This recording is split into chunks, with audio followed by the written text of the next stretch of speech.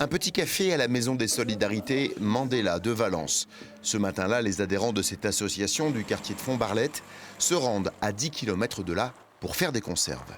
Des urbains transportés à la campagne, l'idée est de promouvoir le bien manger sans se ruiner et sans ruiner la planète. Bienvenue à Cocane. Bonjour.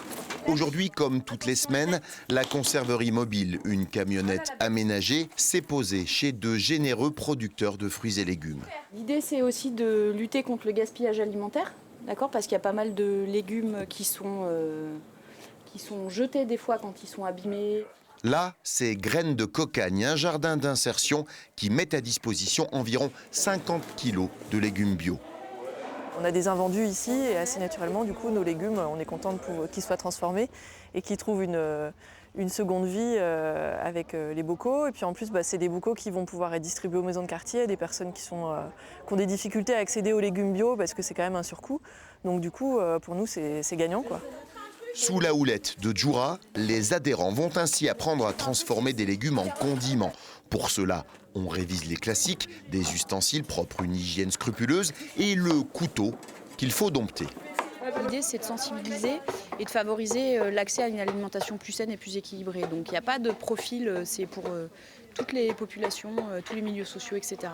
C'est aussi se rapproprier un savoir-faire qui est en train de se perdre, qui est le savoir-faire de la conserve, et de pouvoir utiliser des produits de saison et les manger hors saison. Dany est conquise pour deux raisons très différentes. Déjà, récupération de légumes dits moches, mais qui sont très bons. Et la convivialité, pouvoir faire quelque chose ensemble.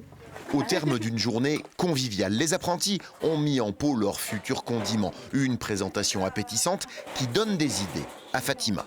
Je pourrais retenter à la maison en tout cas. Avec les enfants, ça pourrait être ludique. C'est une façon aussi de goûter peut-être des légumes autrement. Parce que voilà, moi, mes enfants, ils ne mangent pas beaucoup de légumes. Donc là, ça sera le petit challenge. Reste la cuisson, puis la distribution. Ça, c'est pour bientôt dans les maisons de quartier. La conserverie mobile et solidaire, une initiative peut être appelée à un avenir national, puisque la Croix-Rouge française s'intéresse de près au projet de Roumois.